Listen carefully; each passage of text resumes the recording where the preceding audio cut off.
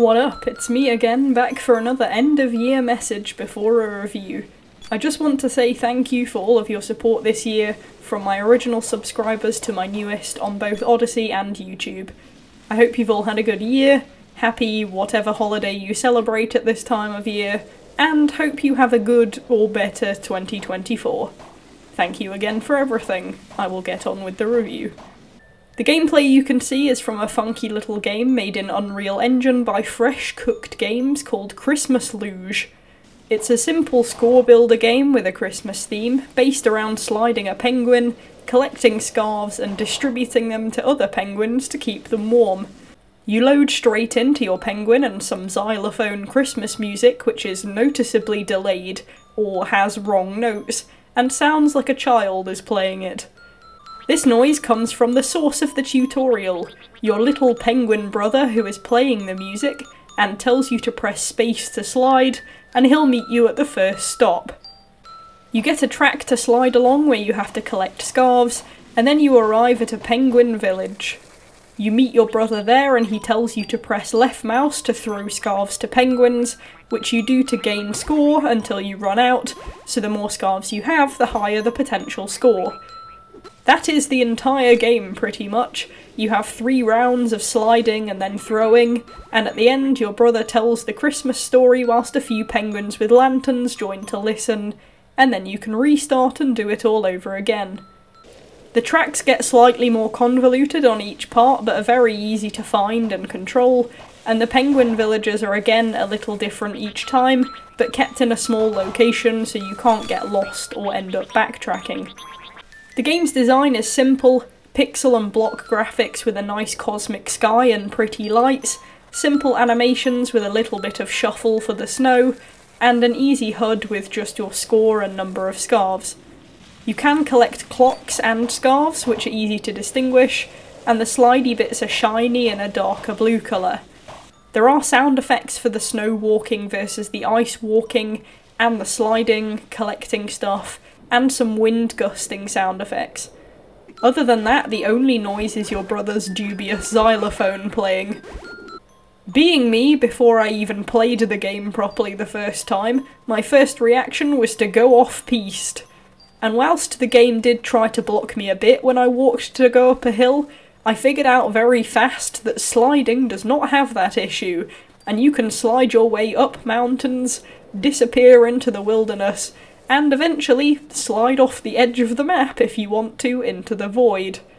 Bear in mind there is no reset option if you do this though, so you have to quit the game entirely via the escape menu and reload. The escape menu is where your settings live, for your sound, music and dialogue volumes, and for your visual settings like full screen, anti-aliasing, VSync, shadows, reflection and illumination. Once you initiate a slide, it carries on as long as you have downward momentum, so when you're going upwards you get short stints, and because it's a little blocky, the mountains send you at angles as you ascend. However, this doesn't stop you from just zigzagging your way up the side of the hill to get where you want to go. On the actual track you can lose momentum, which in one case resulted in my falling off a loop-the-loop and the camera glitching into the ground, which I do not think was meant to happen.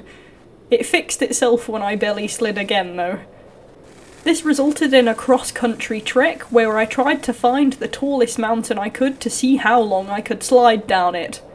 Because it's iffy angles, sometimes when you try to start a slide directly down a hill, the game slides you outward and drops you rather than going with the downward slope, so you often have to start at an angle to get full contact with the ground.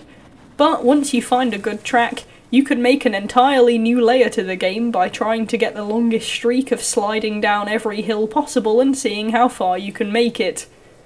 I'm not sure if the developers accounted for this being a thing, but part of me thinks they did because it's easy to walk up hills and go into the wilderness. On my trek also I found a shiny corner of the map, which I excitedly went to explore and saw what looked like 2 ramps leading to it. On further investigation, this slidey bit of floor starts from the middle of nowhere, meaning it's not an offshoot to the standard map, or anywhere that you can get to by accident taking a wrong turn, so it appeared intentionally built by the creators. Either way, it turned the game into Tony Hawk's Pro Penguin 2, where I was flinging my penguin around like it was in a skate park and having a whale of a time. Really, there's not much more to the game, but I wasn't expecting more.